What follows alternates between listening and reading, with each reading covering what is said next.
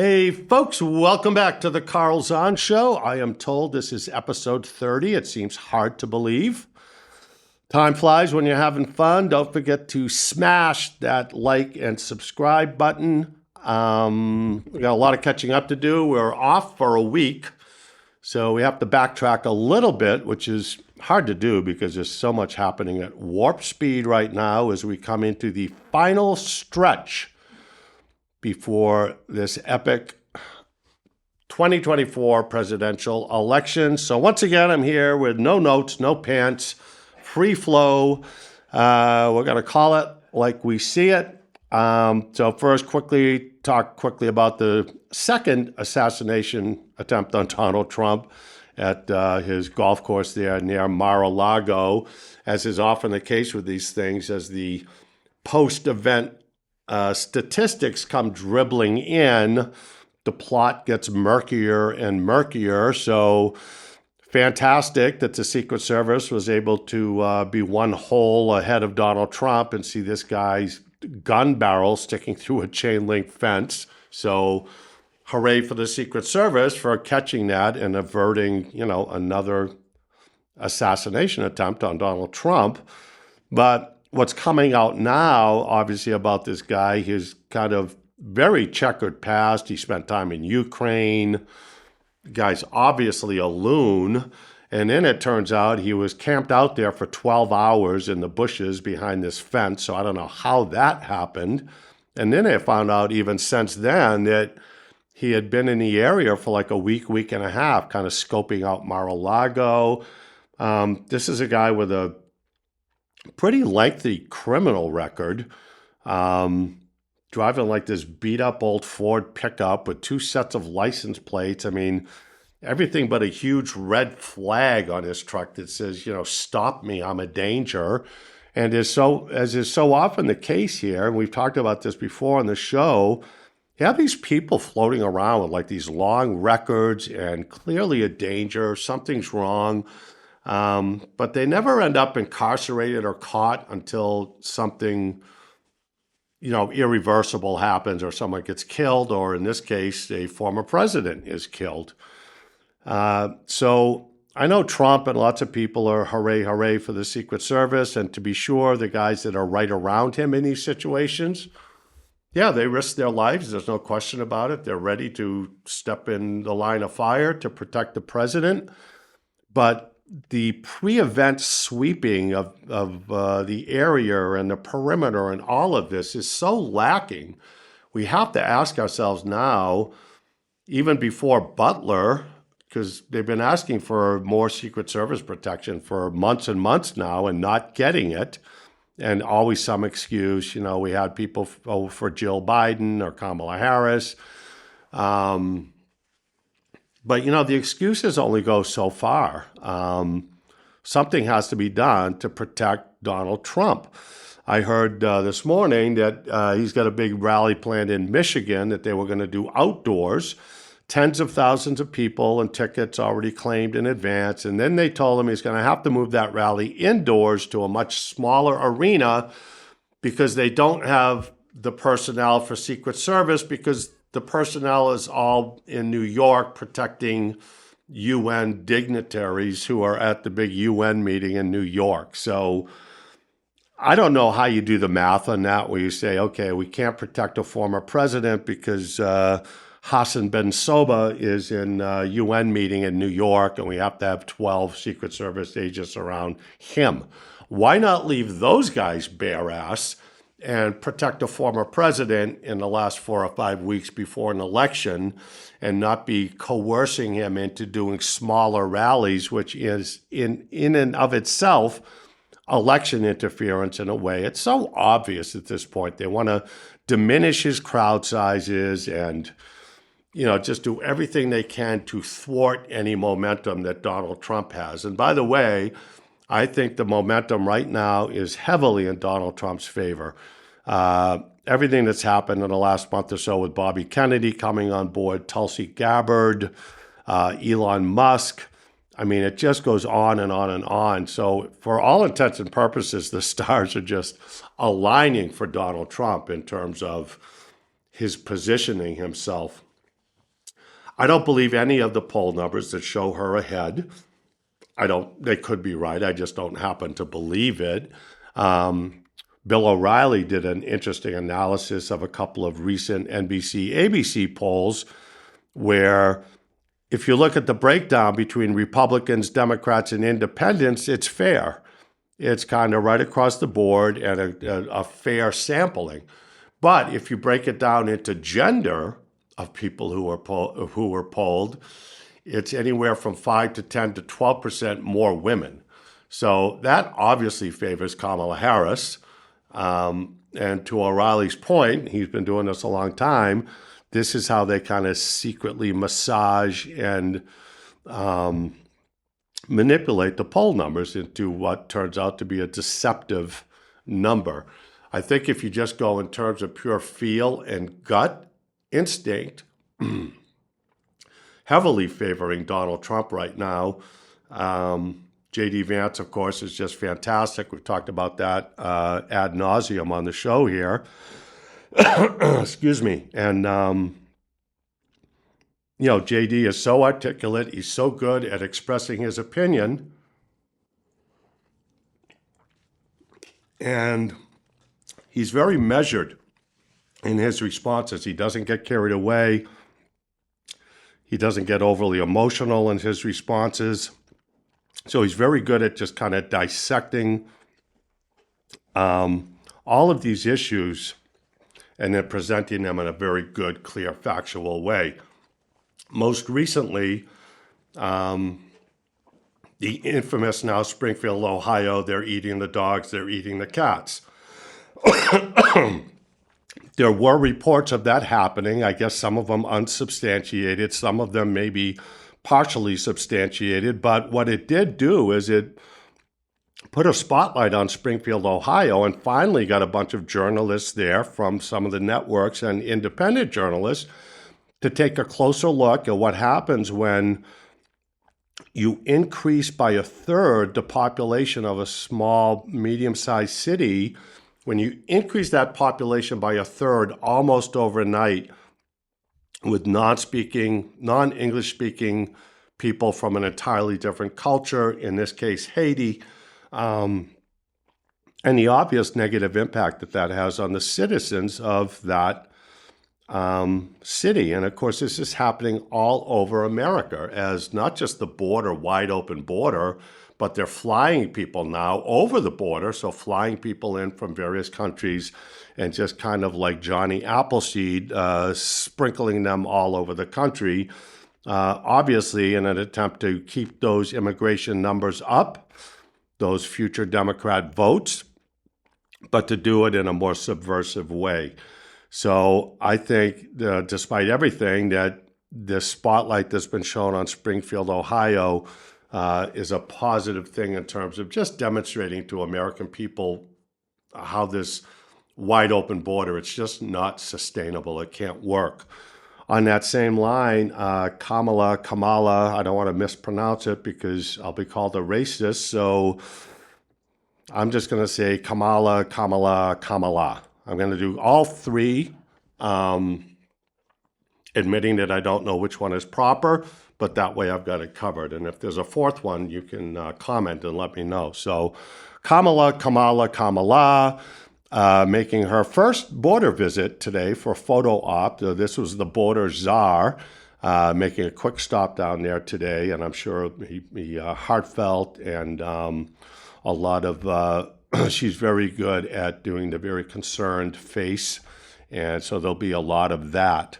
As I've talked about on the show, she's just an incredibly empty vessel. She just did an interview a day or so ago where she started talking about her holistic approach. And she wants to have a holistic approach to her presidency. And, of course, the famous, I'm building an opportunity economy. So all these buzzwords, but this thing with using the word holistic, and she used it, she often does this like 7 times in a row. And for anyone who's raised kids, this is kind of like when your 7-year-old learns a new word and then just starts using it incessantly in every sentence, whether it's really pertinent or relevant or belongs there or not. but just kind of showcasing my new big word that I know.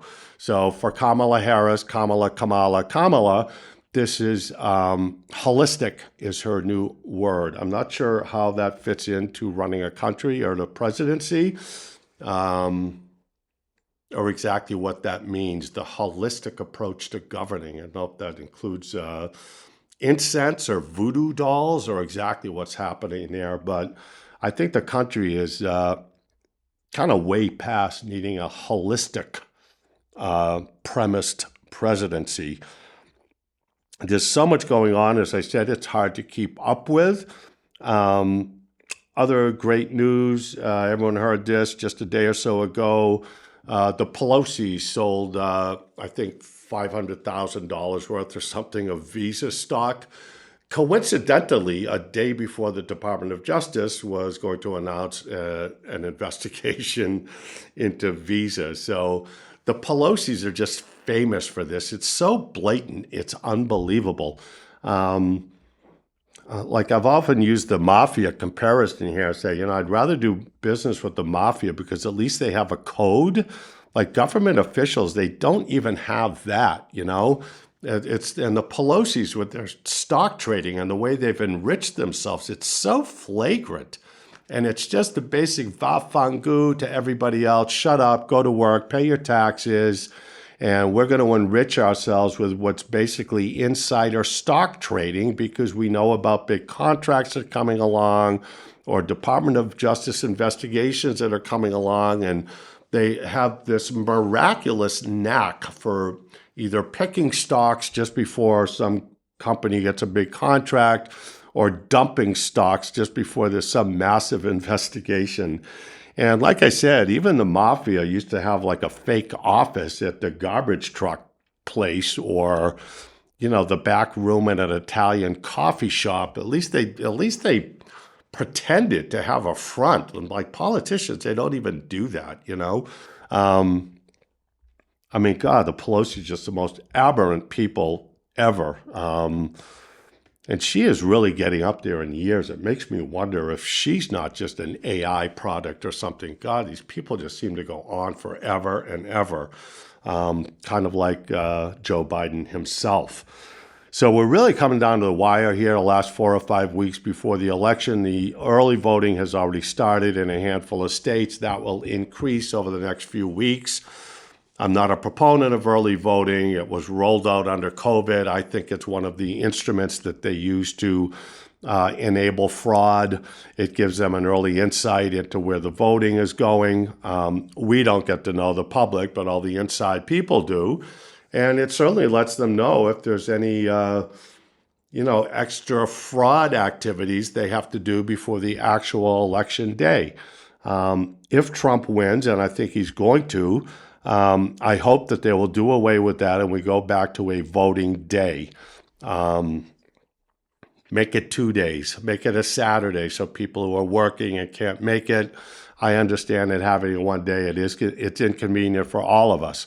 You either got to go in way early or struggle to go after work when the lines are long and all of that. So, all right, open it up to a couple days, but 6 weeks before Election Day, we have to let people start voting. It's totally absurd on its face.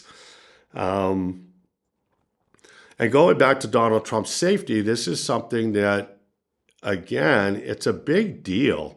When you stop and think about Butler, Pennsylvania, and what happened there, and really how little you heard about it after the fact and how little we ever heard about the shooter, I think they cremated his body like 2 days after. I mean, they almost like dragged him off the roof and threw him in an incinerator to the point where I think they didn't even get to do ballistics because there's question now about, was it local police or Secret Service sniper? Like they don't even know whose shot killed that kid. And one of the reasons is that the body was cremated before anyone got a chance to do toxicology or anything on this person. So it's really fascinating, and the same kind of scenario is unfolding after the Florida golf course shooter. You just basically hear very little about it, other than I guess his son was caught with a bunch of child pornography. No big surprise there. you look at this father and son side by side, and they are both batshit crazy. I don't know. I'm always a gut instinct, gut feel kind of guy. I'm in the Tucker Carlson school of that, in that mindset where you can generally tell a person's creepy right off the bat. And if your gut tells you it's a creepy person, it's a creepy person. I know Tucker usually uses his dog as a litmus test. And I think that's so true that, if dogs are apprehensive about a stranger, that usually is a good litmus sign right there. So, if a dog runs up to a stranger wagging his tail, that tells you something. And if a dog, his ears go down and his tail goes between a leg and he starts baring his teeth, that's a good litmus test too. But I do agree with Tucker with, you can generally tell a creepy person in pretty short order. And I would trust your gut on that one.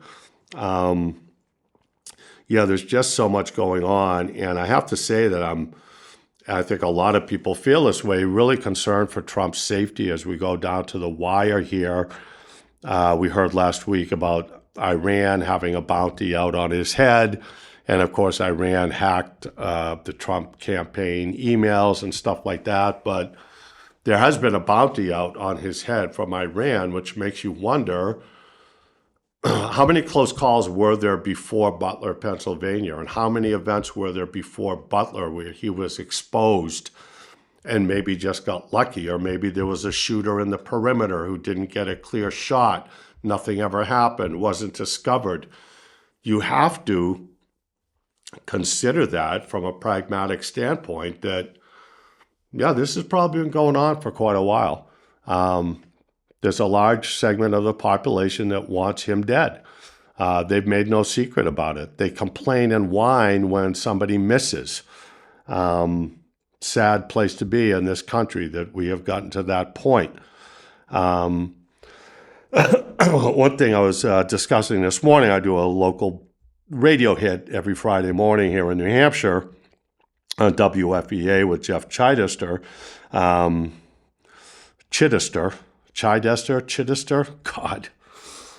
Don't tell me I'm a white racist, too. I'm not sure how to pronounce his name. Jeff, I'm sorry. Anyways, I do a hit every Friday morning, and I said, one of the things that's come out, for me at least, with the fact that we have a tight race here between Kamala Harris Waltz, and Trump Vance, really underscores for me, I think beyond any deniability, that the Democrats support their nominee regardless of anything else. And I don't think this is exclusive to Trump being the candidate. I think there's a deep-seated hatred towards the country in general, certainly conservative American viewpoints, traditional American values, the Constitution, our Judeo-Christian background, all of that. And I think it is so deep-seated that this is where we are now. It's kind of 50-50 down the middle. But you've got one party who's really not interested in policy. They're not interested in, what your plans are for the economy, helping middle-class Americans and stuff like that. It's purely, I was going to say ideologically driven, but I think it actually transcends that now because the Democrat ideology, that's why Bobby Kennedy left the party and Tulsi Gabbard left the party. And there was I can't think of her name now, very prominent senator in California who just left the party. And they all say, the party left me. I can't associate myself with this party anymore because it doesn't hold to any of the values of like the JFK Democrat Party. So there really is kind of a paradigm shift in play here. I think that's not deniable. The question will be, is it enough to shift the momentum our way? My gut tells me yes, but I can't rule out the fraud and what other attempts they may make between now and election to eliminate Trump altogether or somehow inject fraud into the election process and steal the vote. It's too early to tell, but we know that's there. My suggestion to the party has been for many people And again, I'm a registered independent, so it's not about Republicans for me. But for Trump supporters or people who want a common sense presidency, don't get complacent, man. This is like a soccer game where your team is up 5-0 and there's 10 minutes left in the game. Don't sit back on your heels. I mean, don't start thinking, we got this, because that's exactly what they want to happen. I think J.D. Vance had a great comment the other day where he said, I want every Republican to vote 10 times. And of course, he said that tongue in cheek, knowing that the press would say, J.D. Vance just told everyone to vote 10 times. And then he went on to say, what I mean is, I want you to vote and bring 9 family members or friends with you. I want you to multiply your vote times 10 by getting other people to go. And the reason is, historically, a lot of conservatives don't vote. Republicans, independents, whatever, they don't vote. And especially in liberal-leaning states where they feel like it's a lost cause and that their vote has no meaning, you have to get out and vote. I've always told my kids once they turn 18, it's your civic responsibility. And you don't have to vote my party, you don't have to vote who I'm voting for, but you do need to vote, if for no other reason, as a show of respect to all the men and women over the years who have lost their lives and limbs and everything else defending that sacred right that is completely unique to America, just barely at this point, but still unique to this country. We are becoming more and more and more of a banana republic. It's kind of a worn-out phrase, but it fits in terms of our elections being corrupted and manipulated by big money, etc. You look no further than George Soros' son, who has come out, and what a squirmy little weasel this kid is. I mean, and talk about a rich kid living on the coattails of his father's success. I also understand that he is either married to or dating Anthony Weiner's former wife. It's really a strange... I don't know how you go from Anthony Weiner to George Soros' son, but wow. Talk about a... I'm not even sure exactly how to say it. An odd taste, I guess, would be my way of putting it. Anthony Weiner, for those of you who don't remember, the New York guy that was famous for interacting with underage girls and exposing himself on computer and touching himself and doing other off-putting things while he was engaging. This guy was like a senator, a congressman, so total pervert. No big surprise, but kind of odd that his ex-wife ended up with Soros' son. It's kind of a freak-off, as P-Diddy might say. And speaking of P-Diddy, what a boat show this is turning into, huh? This is super interesting, kind of another Epstein-type deal. I don't think anyone is surprised, but it is kind of amazing to me how people get... Like, how stupid do you have to be if you're a rich celebrity or some other rich person and you get invited to one of these things, and I guess, aside from the 10,000 bottles of baby oil, if that's not enough of a red flag for you, for me, that would work. I mean, to tell you the truth, for me, an opened bottle of baby oil is a red flag. So if you've got like a Costco trailer truck full of baby oil parked behind your mansion, that's like more than a red flag for me. That's kind of like a red flag launched from an underground missile silo. Stay away. But it is amazing to me how these people, especially in the wake of the Epstein thing, go waltzing into these things. And, it's apparently like knowing you're being filmed. And if you don't think you're being filmed, you're even more of a moron than I thought. But it's still pretty fascinating in this day and age to see that going on. I would say to Diddy, a couple of tips for prison life. I would not wear the big fur coat in your skivvies. I think I would lose the earrings. And I don't think I'd be advertising, freak off and sell 12A Saturday night at 8 o'clock, because freak off in prison is not going to be anything like the freak-offs that you were having at your mansion. So just a little bit of inside prison tip for P-Diddy. So yeah, interesting stuff. I'm sure I forgot about 10 things, and I usually remember them right after I wrap up the show. That's kind of how it goes at my age. But yeah, a lot going on. We'll be on top of things here each week as we roll up to the election. Depending on which way the election goes, you may or may not ever see me again. I'll just tell you right now that in any event, I'm fine. I am promoting that just in case this thing goes the other way. I remember years ago, Trump had joked about buying Greenland. And of course, the left went hysterical and the Democrats went hysterical. But I'm thinking now that if this goes the other way and we end up with Holistic Harris and her opportunity economy presidency, if by chance as she wins, I am going to be imploring Donald Trump to reconsider buying Greenland. And if you do that, I would like to move there and live with you. And I think there's probably, give or take, about another 80 million with me who would love to go and live in Trumpville. That's it for this week. Thanks for joining the show. Check it out. Hit the like, subscribe button. And as always, keep the blue side up.